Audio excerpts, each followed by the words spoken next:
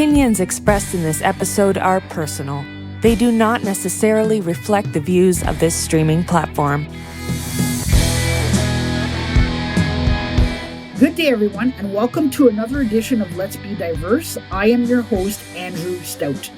This episode is dedicated to all my loved ones who have supported me through this journey. Today, I'm talking about something that's interesting. I don't have a lot of knowledge on it, but that's why I want to have this discussion to get a little bit more clarity on it. The topic today is self-regulation, and my very special guest today is Trish Tutton. Now, Trish spent years in working cultures where stress and burnout were seemingly the only way to succeed. After suffering a shocking loss, she realized that stress was unavoidable, but it doesn't have to dictate our lives. Trish has spent 15 years studying with world-class teachers, practicing mindfulness and learning about the science of well-being. As a speaker and mindfulness teacher, Trish has taught the skills to become unshakable and thrive amidst change and challenge to over 10,000 people across North America. She is passionate about helping folks become more resilient and less stressed with simple but impactful mindfulness techniques. You can find her as a teacher on the #1 free meditation app in the world, Insight Timer, and she is the author of Mindful Morning Journals.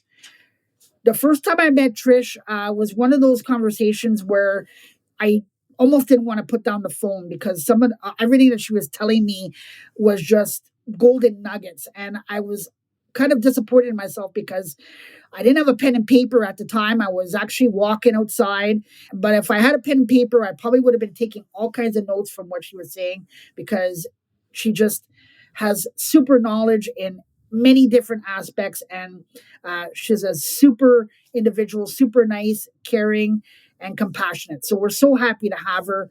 Welcome to the show. Thank you so much for coming on the show, Trish. Thanks so much for having me. I appreciate it. Happy to be here. Oh, you're very welcome. How are things with you, Trish? What's going on? What's new?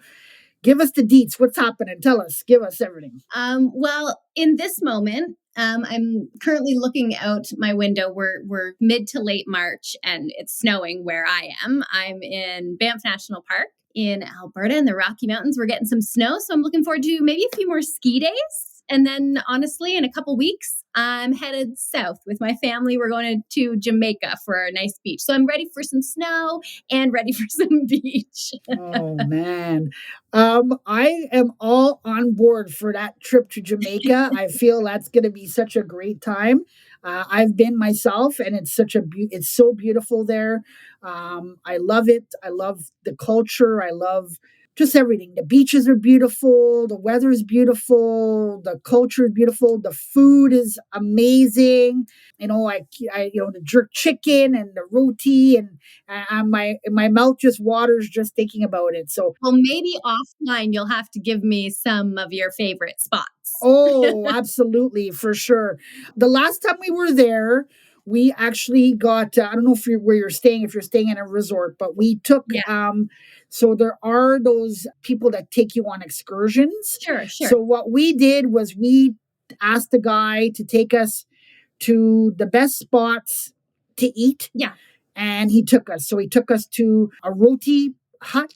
He took us for jerk chicken and for a roti. So we had everything. We brought it back, and it was just amazing. So as good as you could think it's going to be. So I would probably say your best bet would be to do that. Just tell them, say, hey, we want to get the best food. Oh, we got a Jamaican patty as well. Yes, you got to get the locals to tell you where to go, right? If there's anything, my favorite part of traveling, it's probably just trying local food. Oh, yeah. And it's just so we have a restaurant here where I live in Saskatchewan, and they specialize, and the lady is from Jamaica. So my wife and I do frequent it often. And when it's just to die for. Like, you could just tell sometimes when people open up a restaurant like that, it's like, oh, it's this style food, but they don't really specialize it, so it's okay. But you could just tell, like, she's from there. You walk into there, and it's just got that Jamaican atmosphere. They got the music playing, and Love it. everybody in there is talking with the Jamaican accent, and you just know, like, they know what they're doing. For any of your listeners who are used to your show, they might not know, but you've transitioned now. Let's Be Diverse is about diverse, places to travel Right. to and diverse food cultures. So Right. we kind of shifted. We did, for sure, for sure. So before we begin, I always have a fun, thought provoking question Okay. to get things going. Are you ready for yours? Oh, sure. So your question today is, if you didn't have to work to make money, how would you Mhm. spend your time and what would you create? Ooh. If I didn't have to work I mean, honestly, I know this might sound a little cheesy, but I'd probably still do what I do. I I love feel it. really, really grateful to have found a job that aligns with kind of what I feel like is my purpose in the world. I love it. When I started teaching, which began really as kind of a hobby, honestly, I was working in not for profit areas. I was doing event planning, and I was trying out yoga and these different things, and I just loved it. That's what I was not being paid money to do it. I was spending money to do Right, it. right. And it was really just a passion and a hobby. And so I feel really grateful to have really created work that actually I probably would still do if I wasn't being paid for it, because it energizes me and it Yeah. fills me up. Now, not but and we'll add on to that. And what I might also do, in addition to, the work that I do, because I do love it, I would probably spend more time outdoors, traveling, doing the things that I love to do, hiking, being in the backcountry here in Banff National Park. My husband sure. and friends and I love to camp, so I'd probably do a lot more of that as well. Love it. But yeah, I'm really fortunate to have found a job that aligns with what I feel is my purpose. Yeah. And I feel like, as I grew up and as I started to enter the working world, I was like, we in the Western world spend so much time at work, right? It really Mm. is the majority of the time that we Mhm. spend. Mhm. And I thought to myself, if I'm spending most of my time at work, I want it to also be an expression of what I think is most important, right? I mean, it kind of just made sense to me. I thought, if I'm going to spend most of my time doing it, shouldn't it be something I think is the most important thing? Mm. So, yeah, I feel really grateful to have found that. So I would certainly continue to be teaching mindfulness and speaking, and I would balance that out with probably some more adventure, some more outdoor time, some more traveling. Right. Well, you know what? I love that answer. I always say to people, when you find something that you're passionate about and you have clarity, then you are, it's so much better for you. So I Yeah. love that you found something that gives you clarity and passion. And I cannot say there's no wrong answer for that question, but I would probably say that was probably a super answer. I just love it. So thank you so much for having fun with me. It's Sure. greatly appreciated. So I know you kind of delved into a little bit, but what I want to know is, or what I'd like for you to do is to tell us a little bit about you, your story, and of course your why. Yeah, you're right. I kind of began a little hint at it. So, I love it. yeah, years and years ago, I sound like I'm really, really old. I began my career. Like I said, I was working in the not-for-profit sector. That was kind of my first taste of, I want my work to be a reflection of what I think is most important. And at that time, what I knew, I didn't know what was most important, but what I knew was it had something to do with having a positive impact in the world. So my first thought was like, okay, I'm going to, work for a not-for-profit, and I'll pick a charity or not-for-profit whose mission I really align with. And I worked for several. And yeah, I had begun kind of, like I said, in my free time, spending my money on, something I found really enjoyable and fulfilling, which was learning about yoga, learning about meditation, learning about mindfulness.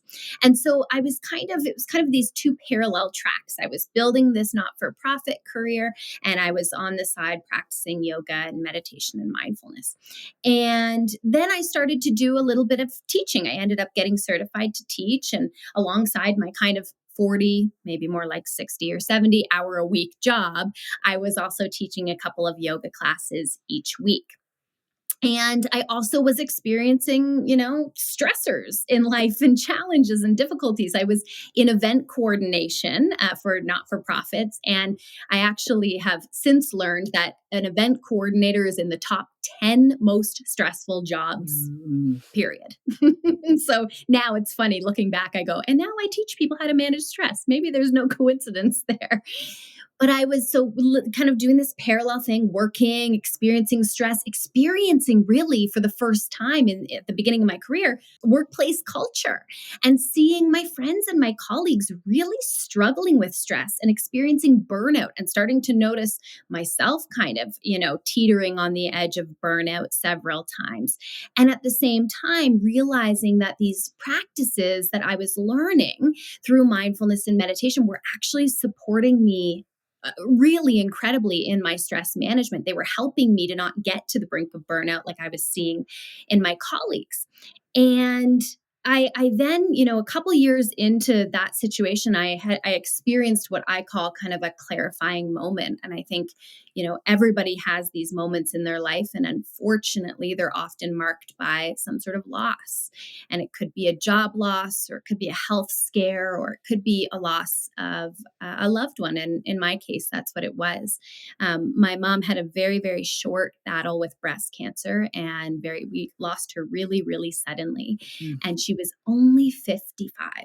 And that really shook me to my core, because up till then, I had believed we're guaranteed to live to 70, 80. We're guaranteed a nice long life. And that belief was shattered with her sudden loss. And so with that kind of clarity, and with these set of tools that are so helpful for stress management, and working in this career, building this career where I was noticing everybody just struggling and stressed and burnt out, it was like these pieces of the puzzle went together. And I realized, we might not have as much control over the quantity of our life, right? My mom only got 55 years. Some people get less, some people get more. But what we do have control over is the quality of our lives. And I thought, here, I have this thing. I have this mindfulness practice that has such power and really research-based evidence to say it can prevent things like burnout. It can prevent our overwhelm, our stress, our sleepless nights, our irritability, our reactivity, all these really ways in which we suffer when we're stressed. And I just thought to myself, when my mom passed, it was that same year that I was just beginning to teach. And I think also, sometimes there's just these weird coincidences in life. I had just started really teaching classes maybe a month before my mom passed. And then it was just this experience of like, this is what I need to share. This is what I need to do. This is what's meaningful to me. And so that's, the rest, I guess, as they say, is history. Thank you for sharing that story with me. Now, first off, what your story as far as your mom, that resonates with me, because I lost my mother as well to leukemia, and it was a very short time frame. Like, she found out that she had it in like November, and this is about 5-6 years ago. But in November, and then the following April, she was gone. So it was very quick. We thought that everything was going to be okay, and she was doing her chemo, and everything was good, and she was gone within an instant. So a friend of mine, when their father passed away way before mine, my mother, I should say, I said to her, "Sorry to hear about your dad. I understand, what you're going through." And she said, "Andrew, I love you to death, but you don't know what I'm going through." And she said, "Unfortunately, you're going to feel it." And when my mom passed away, she was the first person that I didn't call anybody else. She was the first person I called. And I said, I want to tell you, I remember when you told me this, and now I understand what you meant. And so that's the first thing that I wanted to comment on. The other thing is that you figured it out. So a lot of people get stuck. They're in a hamster wheel, and they feel like they're stuck in this job, and they can't get out. They don't feel like they have the schooling or the experience to change position, to change jobs, so they feel like they have to stick there. So kudos to you. What I want to say for figuring that out, saying, hey, I see people around me suffering. Yeah. I'm feeling it a little bit. I need to make a change and I need to do something. And you did it. So kudos to you for figuring that out and actually doing it. Still figuring it out day by day. we always do, but at least you got out of the, I'd say that the big part, the major part, because you can always hear the way somebody's speaking and you can always tell when they're so happy. Even if they're on the phone, you can always hear the smile and the passion in their voice. And I know in our phone conversations, I've heard it. And I can almost feel you smiling on the other end of the phone. And that's because you have a passion for what you do. And that's super, super important. Yeah, I'm very grateful. So today's conversation, I'm anxious to hear your thoughts on this area. I've been thinking about this since we booked it, actually. The conversation is on self-regulation. So what I want to know is, what is self-regulation? Yeah. So as a mindfulness teacher, one of the things, kind of a little peek behind the door for your listeners, as a business owner, one of the things I'm tasked with is proving my value to the people who hire me, which in general is, conference organizers hiring speakers, or HR folks hiring speakers or trainers, or, looking to do workplace wellness programming. Right. And when I just tell people I teach mindfulness, that doesn't tell them the value I bring, right? They just go, well, why do we need that? So really, self-regulation is one of the skills, one of the benefits of mindfulness. And I'll go into more depth about what it is. But essentially, there's so many challenges that folks and teams at work have. And so many of them can be chalked up to people being what we'd call dysregulated, which is really just a fancy way of saying that your nervous system is stressed. Okay.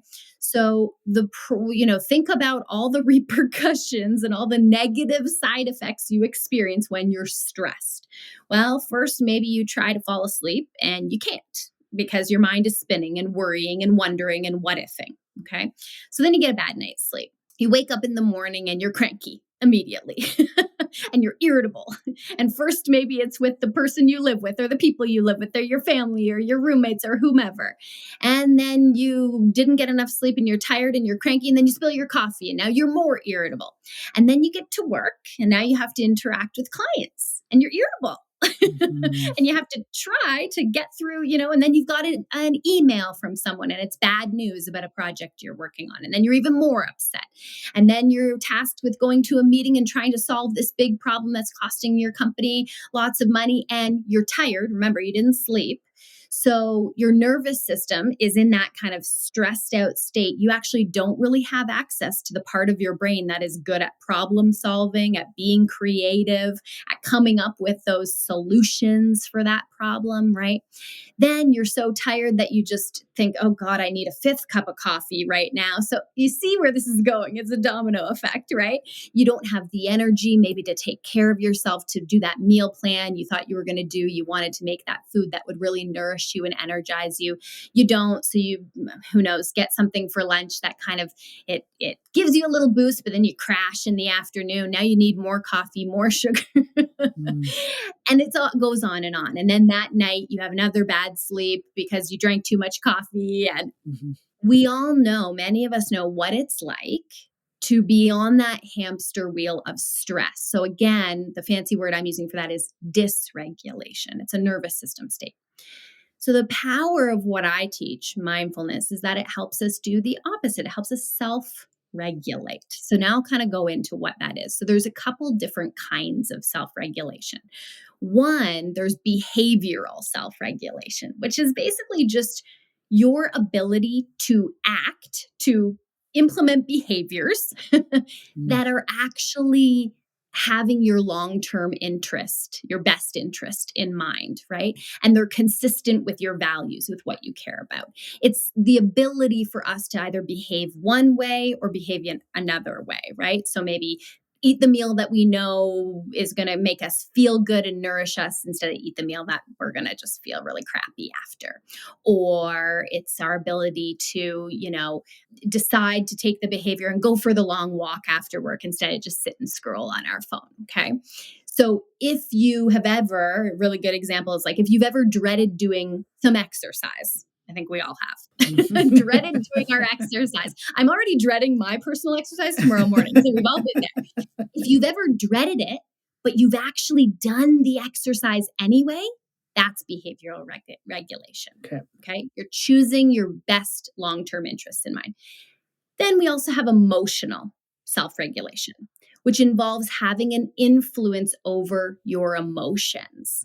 So if you've ever talked yourself out of a bad mood, if you've ever calmed yourself down when you're really angry, really frustrated, that is effective emotional regulation. I love the difference between the two. So the one thing that it makes me think of is years ago, I was working for a company and they wanted us to read a book called Happiness is a Choice. Okay. And I've heard people say this a lot, that you can choose how you want to be for that day. So for example, like you said, if you wake up, you're tired, well, you can choose to be miserable or you can choose to say, well, I'm going to be happy. So if you are in a miserable mood, can we actually do that? Like, can we actually just instantly change our moods? Like, for example, let's just say you get into, or another example, you talk about your partner, you get up and you're getting ready for work and you have a spat with your partner and then you're going to work. Well, you can't just turn off your emotion.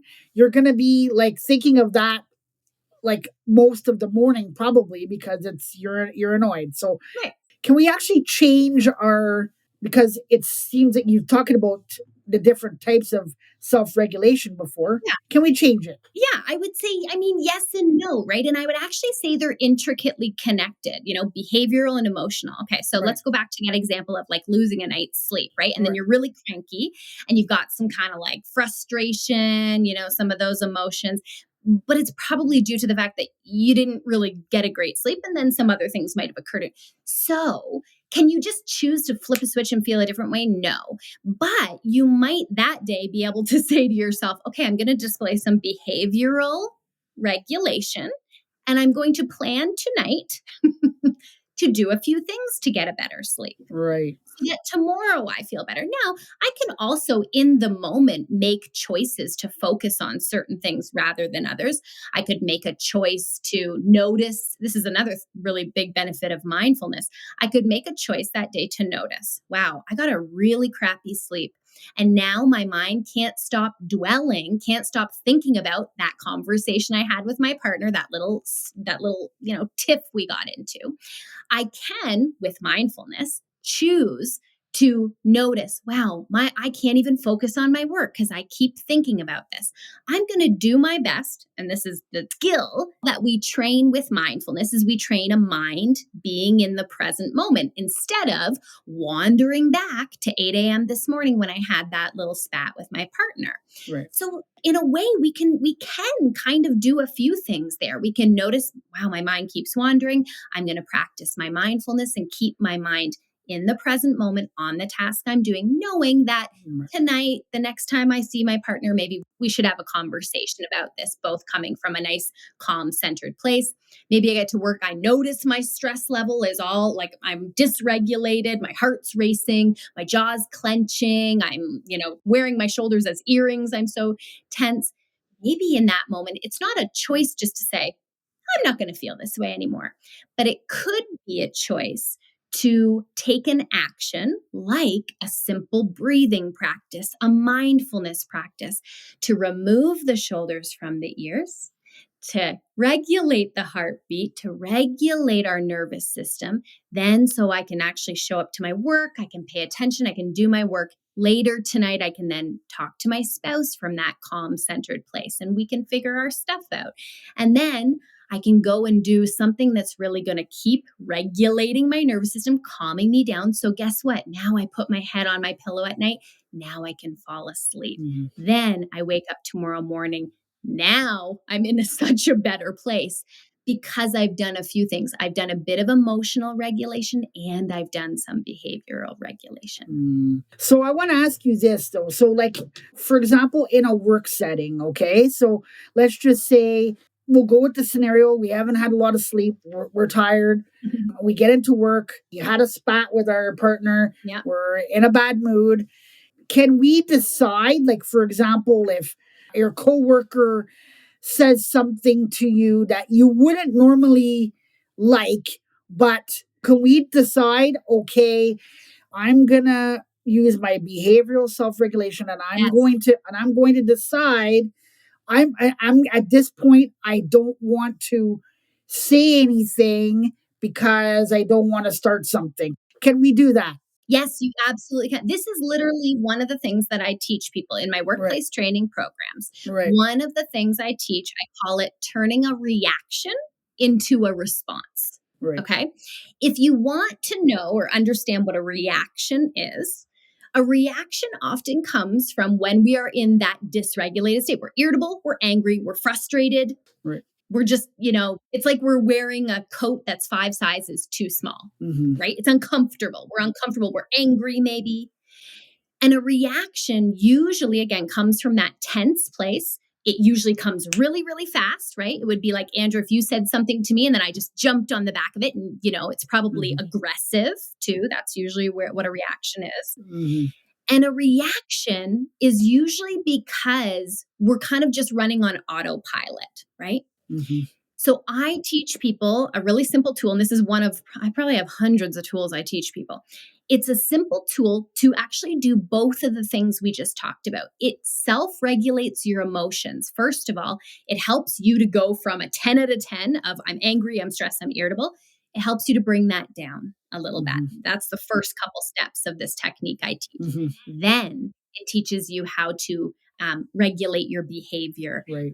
And actually respond to the situation in a way that is hopefully going to have the most positive benefit for you, for the other person involved, for the other people in the office, for anyone else who interacts with either of you that day. And it helps you to turn what could be a really harmful reaction. Because think about it, let's even take it out of the workplace. You're driving on the highway. We've all seen it. This is called road rage. A reaction on the highway is called road rage. Right. It's tense, it's aggressive, it's quick, right? That's a reaction. It's someone slamming on their horn, yelling out the window. That is a negative situation in that it's not constructive. It's not helping anything when somebody does that when you're on the highway, right? And not only is it not helpful in that situation, it probably could have a negative ripple effect. Because now probably both of those drivers involved, or maybe multiple more than that, now they're tense, dysregulated, their nervous system is stressed. Who knows where they're going to? Maybe they're going to pick their kid up. And maybe their kid had a rough day and now they pick their kid up and then they yell at their kid because they're tense from that road rage incident. Or maybe who knows, right? It has this ripple effect. So yes, short answer to your question is yes. Long answer is there are tools we can practice. Our brain, if you've ever heard of neuroplasticity, our brain actually responds and it learns and it can change habits. We think, oh, I'm just an angry person. I'm just reactive. Right. I just am really heated behind the wheel and I can't help but honk and scream at somebody. It's not true. You can change the way you react and the way you act in situations. It does take training, right? But just like we might lift a weight, that again, I'm going to do this tomorrow morning. I'm going to do my exercise tomorrow morning. And this muscle is going to get stronger. Right. You can strengthen the connections in your brain that are going to help you respond constructively to a stressful moment instead of react and then go into a shame spiral that night going, oh my God, why did I act that way? I'm so embarrassed. Right. So my question to you here is quite simply, why do you think people don't do this more? Especially in a workplace setting, why do people instead of getting into heated arguments, and it may not even be an argument with their partner, but just whatever, they didn't like what they said or that person is behind, so they have to cover for them. Why do you think people don't do it? Such a good question. If I have learned anything about human beings, it's that I think we are all motivated by basically the same desire. It's a very simple desire, and it is to be happy. We all just want to be happy. So then that adds another layer. Why the heck are we doing this? If this isn't going to create happiness, why we just all want to be happy. When I think about your question, it really just occurs to me that people don't know how. They don't know how. Okay. I know for me, and everybody's different. Everybody has grown up in a different family of origin and my family, and I love my family, but they didn't teach me how to regulate my emotions. They Right. didn't teach me that I could feel an emotion, that I could feel anger, but I don't necessarily have to act on it in a way that's going to hurt other people, hurt me, Right. have a negative consequence. I didn't learn that. I didn't learn that until, and as I understand it, I don't have kids, but as I understand it, this stuff is starting to make its way into schools, which I think is so important. My best friend in the world she's a teacher, and she tells me it's showing up in schools, which I think is so important. It's amazing. I really like to be generous in my assumption of people. And I think if people knew how, Andrew, they would. Because what I know now, knowing how to do this myself, again, I'm not perfect. I do it a lot. I don't do it all the time. Sometimes I still mess up. We're only human. Mm-hmm. But what I know is once I learned these skills, like the amount of stress and suffering I had just dropped so dramatically. It improved my relationships. It improved literally every aspect of my life. So I just think people don't know how. They don't have the tools, because if they did, again, that basic desire, we all want to be happy. This is a helpful tool to increasing our happiness and our fulfillment in life. And I really believe that if people know the tools and learn the tools, they would use them, and that they just don't know how yet, which is where I come in. So, maybe I'm asking or thinking too much, but I'm thinking, like you said, it's not taught in schools. And I know you go to a lot of companies, and I feel that more and more companies should probably be having somebody come in and talking about this so that leaders can learn to do this. So that if, for example, somebody, two coworkers are having it out, and you want to, you see you're a leader, you grab one of them, not because you're trying to pick or pick on one of them, but you grab one of them to have a conversation, what's going on, what's happening, and they tell them what's going on. If they had the training to say, listen, you have the opportunity to change your behavior here, here's what you can be doing, and explain to them what they could be doing or which directions that they could go. I feel like that would help out a lot of organizations, and B, I feel like instead of the leader like jumping on them and saying, you two guys cut it out, instead of having having a conversation with them and explaining this to them, I think there would be a lot more trust and respect for that leader by taking the time to not chastise the person, but help them to deal with it a little bit better by using that technique. And you know what, Andrew? It's actually even simpler than that, because when a leader shows up to work, like, right, just, for your listeners, like picture two different bosses you've ever had before, right? Right. And like, picture them both in a crisis moment at work, right? One, maybe you've had before, it was really calm and really reassuring to you and your team in the face of this crisis. Right. And that leader was probably still feeling that same intensity, they're the leader. In fact, they're probably feeling it the most. If you're in crisis mode, they were probably feeling maybe emotions like fear or anxiety.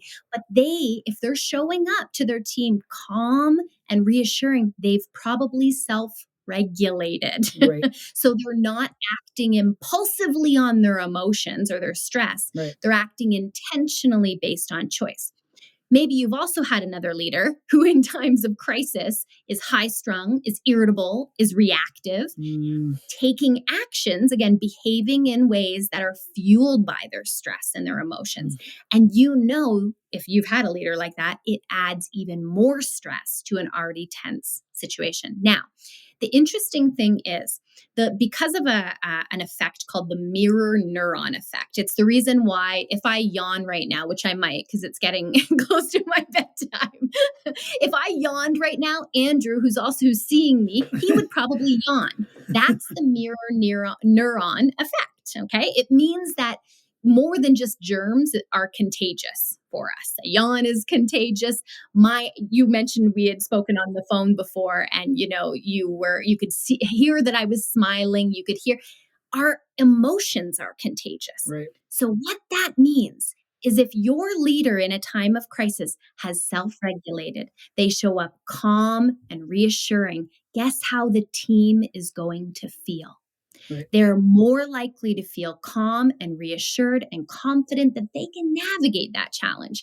And the mirror neuron effect is going to do the same for the reactive, tense, irritable boss that's leading their team. It's going to have a negative ripple effect. So yes, you're right. A leader helping to maybe direct their team about how they can do this is helpful, but purely even the leader showing up in that state is going to have a positive contagion out to their team. So I have a story, I think, that kind of goes along with this. I have someone that I know years ago was working for a company. She was realizing that that something was not right. She felt like, she didn't know if she felt like she was burnt out. She didn't know she was suffering from mental health. She didn't know what was going on, but she knew something wasn't right. So she had two leaders. The first leader she went to, she told him, I don't know what it is, but I just don't feel right. I'm not sure what to do, what have you.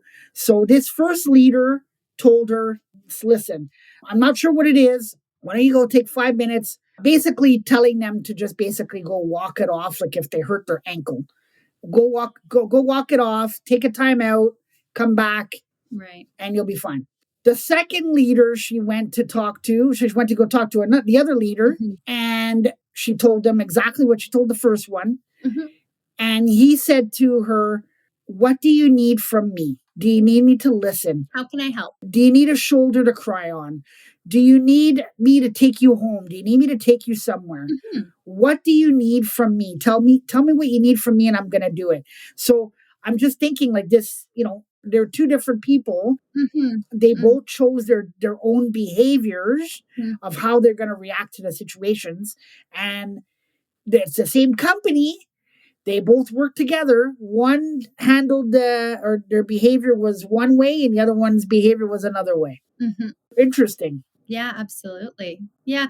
And that stuff kind of comes down to as well, like a leader's self-awareness. Like if a leader has gone through burnout, if they know that sometimes the toll of stress is really high on us, and guess what? We're not machines. We can't just push through. And sometimes a 5-minute break isn't enough. That leader's self-awareness, can help them to make that decision to be like, yeah, check in. What do you need? But if the leader just kind of pushes through and never takes breaks and never, works 12 hours, 16-hour days and 7 days a week, and they're never going to give that opportunity or that option to their staff member either, right? So that self-awareness piece is really powerful too, to know that sometimes people need a little more than just a quick timeout. Right, for sure. So when you're dealing with people, when you're having your courses, when you're doing that, what's the number one things that you tell people how to deal with these situations?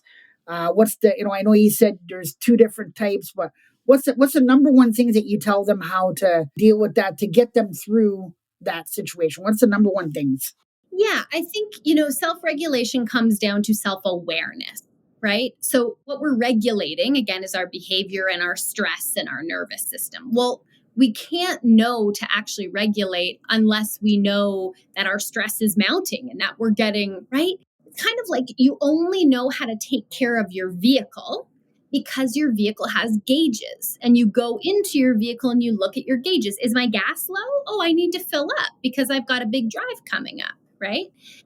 Looking at the gauge in your vehicle, or looking at the sticker that the mechanics put in and say you need an oil change at XXX number of kilometers, that's equivalent to self-awareness, to being able to look, like, quote, I'm using air quotes, to like look inside of ourselves and go, what do I need? Where am I a little low? Where is stress kind of starting to mount and really starting to kind of wear away at my well-being? Or do I have something really stressful coming up that I should actually probably maybe proactively care for? So as a mindfulness teacher, that's the modality that I am, that I study and that I teach and that I'm an expert in.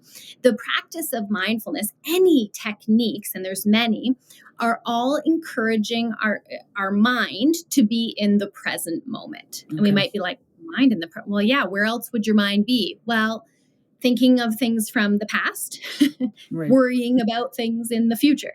Mm-hmm. And that mental habit is often quite stressful. Mm-hmm. We know that 2/3 of the times your mind wanders from the future, you're either dwelling negatively on something from the past, or you're worrying negatively about something in the future. And that's just putting your nervous system in that dysregulated state. Those worries, those fears, those anxieties, mounting. So I would say the main skill that mindfulness teaches is the ability to be self-aware. How often am I thinking all those thoughts that are cranking my anxiety up to a 10?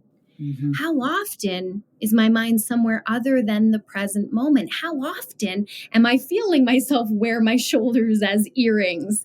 How often am I grinding my teeth while I'm working and clenching my teeth? And how often am I experiencing tension headaches maybe, or sleepless nights, right?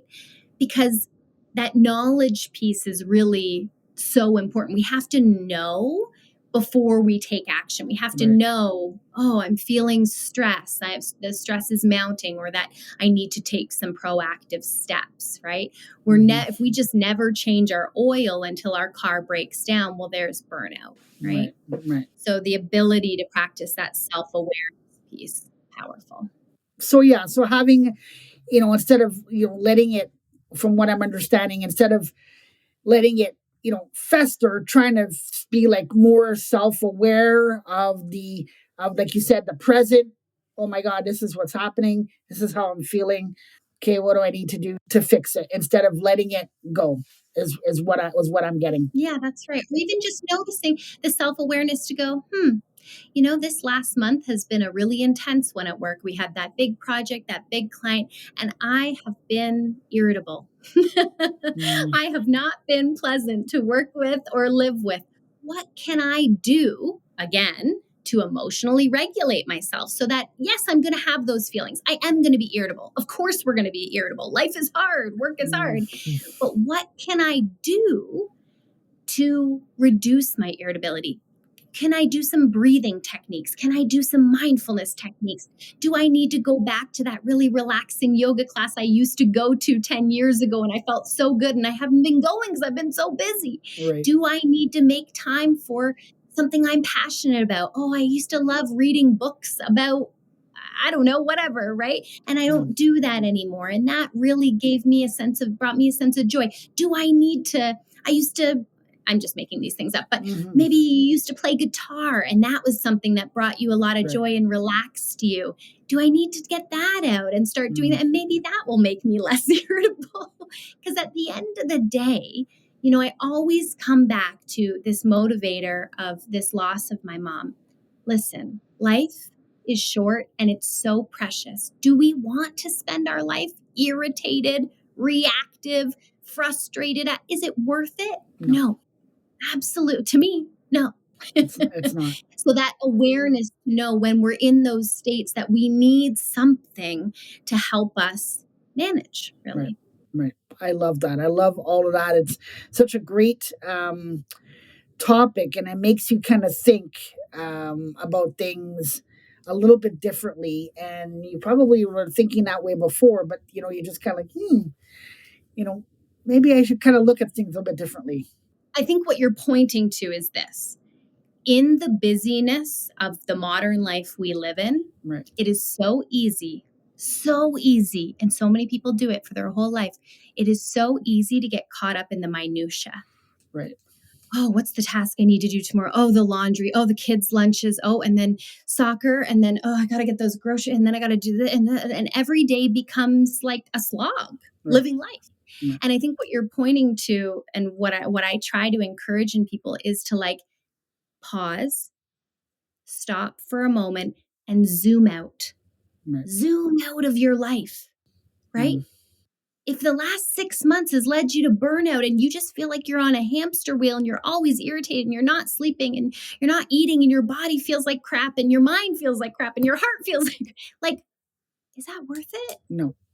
No, right? So it's that kind of 10,000 foot view of like, what really matters? What's really important? And it's not to say we won't all get into those points where we are stressed and it's totally human of us, but we don't want to let it dictate our life. And that to me, for myself, and I know honestly, millions of people around the world who practice mindfulness, that's the power of it for us is that it's this tool to be able to calm ourselves, to regulate ourselves so that we can show up to our life the way we want to, in a way that we're not going to look back and regret. Why did I spend all that time? So tense. No kidding. If you could choose one word to describe yourself, what word would that be? So if your listeners don't know, Andrew sends these questions in advance, except for the sneaky one at the beginning. But he sends them in advance. And I was like thinking. And I think, it's really hard to describe yourself. But what I came to was this. The word that I tried to align myself with consciously and that I hope people would describe me as, it's like my idealistic version. The word that I would want to be aligned with and that I do my best to align myself with is intentional. Okay. I think, and it just comes back to, my experience of loss. It's like, if we don't know how long we get, it means every moment we do have really matters. Right. And again, I think in the rush of busy modern life, we forget that, right? There's so many moments that we're like, we rush through our life. We're trying to get rid of the moments as quickly as possible. And then we get to a moment and then we're like, oh, now what? Oh, would this moment go by faster? Because now I got to get to the next moment. We forget that our life, even the word, we use the word life. And it's like a tiny little 4-letter word for this big, big, big, huge jumbo thing. But what your life actually is just a series of moments. Yeah. And that to me is why mindfulness is so powerful because it reminds us of that. It's like, remember, this moment matters. Be here. Right. Be here instead of being in the past and being in the future. Can't change the past. Who the heck knows what's going to happen in the future? We all learned that during the pandemic. Who even knows? Right. All you can count on, the only place your life really is right here, right now. So to me, I want to really align myself with using my time intentionally, not looking back and going, what the heck was I even doing? Because I wasn't paying enough attention. I think people, and I've been in this situation too before where years go by and you're in it. And then all of a sudden you go, how did I end up here? Right? Have you ever met people like that or had that experience? I have so much in working experiences. It's like people go like, oh man, I don't know. I just started working this job. And then all of a sudden I looked up and like 40 years went by. And it's like, oof, like that hits me. It sure does.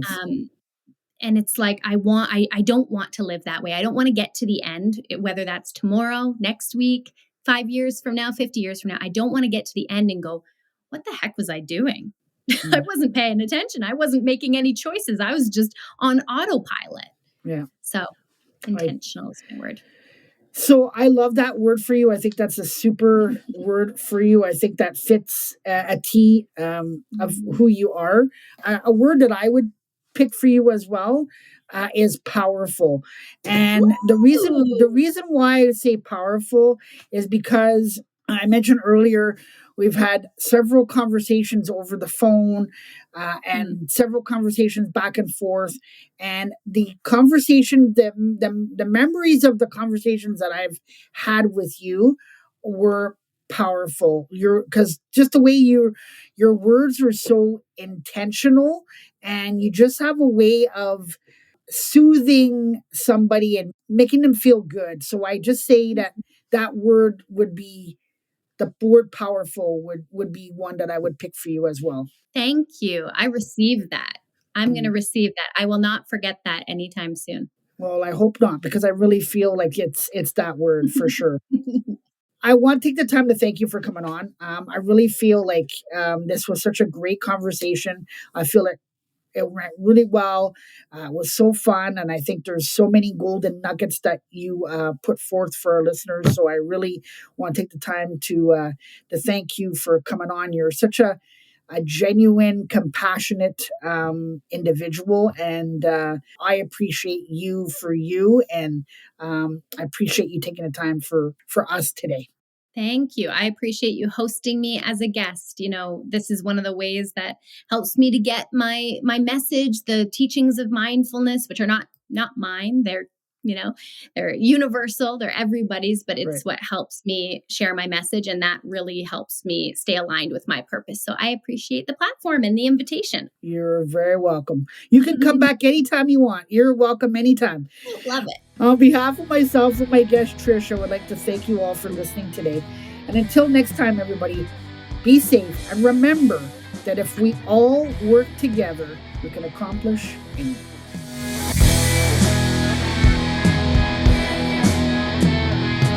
You have been listening to Let's Be Diverse with Andrew Stout. To stay up to date with future content, hit subscribe.